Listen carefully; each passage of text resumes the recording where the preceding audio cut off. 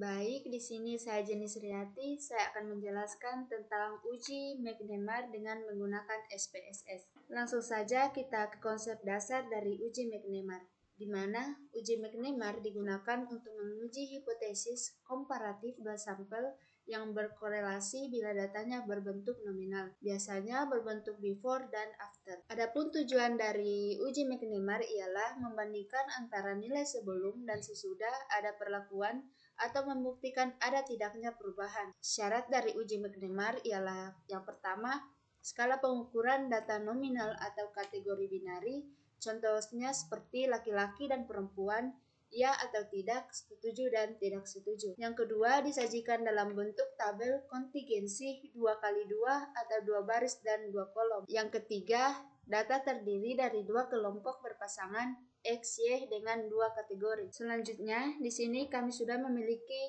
contoh kasus, yaitu seorang tenaga farmasi ingin mengetahui apakah terdapat perbedaan atau pengaruh pemberian obat omeprazol pada pasien gastritis sebelum adanya penyuluhan dan sesudah adanya penyuluhan. Adapun kategori data atau data nominal, di mana 0 menyatakan tidak menerima obat dan 1 dinyatakan menerima obat. Inilah tabel ke-35 responden yang telah kami ambil.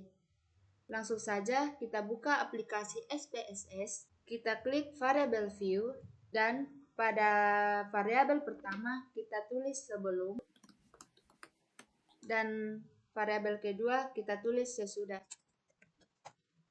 Pada kolom desimal kita ganti jadi 0. Setelah itu di kolom measure kita pilih nominal. Kemudian kita klik data view, kita input semua data yang telah kita ambil, kita langsung mengcopy saja. Nah, setelah itu kita bisa langsung menguji menggunakan uji McNemar. Kita klik Analyze, pilih Non-Parametric Test, lalu pilih Legacy Dialog. Selanjutnya kita pilih To Relate Sample. Setelah muncul seperti ini, kita masukkan variabel sebelum dan sesudah ke kolom sebelah kanan seperti ini. Lalu kita hilangkan checklist pada Wilcoxon dan kita bisa checklist uji McNemar lalu pilih OK.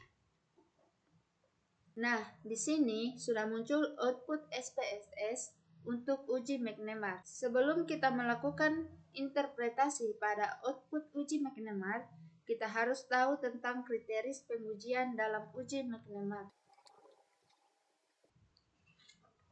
Nah, kriteria uji McNemar yang pertama, jika nilai signifikan p-value lebih kecil dari alfa 0,05, maka H0 ditolak dan H1 diterima. Yang kedua, jika nilai signifikan p-value lebih besar dari alfa 0,05, maka H0 diterima dan H1 ditolak. Nah, selanjutnya kita bisa melakukan interpretasi hasil output SPSS untuk uji McNemar.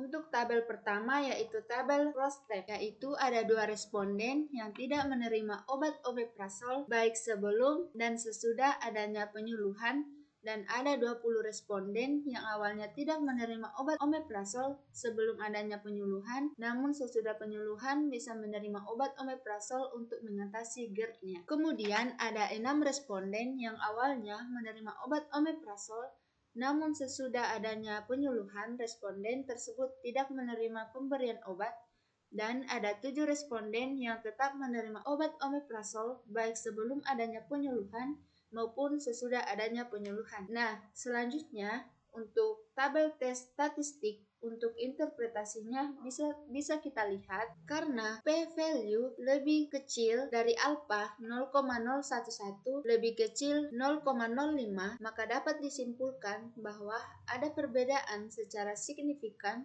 yang artinya H1 diterima, atau terdapat perbedaan atau pengaruh pemberian obat omeprazol pada pasien gastritis sebelum adanya penyuluhan dan sesudah adanya penyuluhan. Itulah yang dapat saya jelaskan mengenai uji McNemar.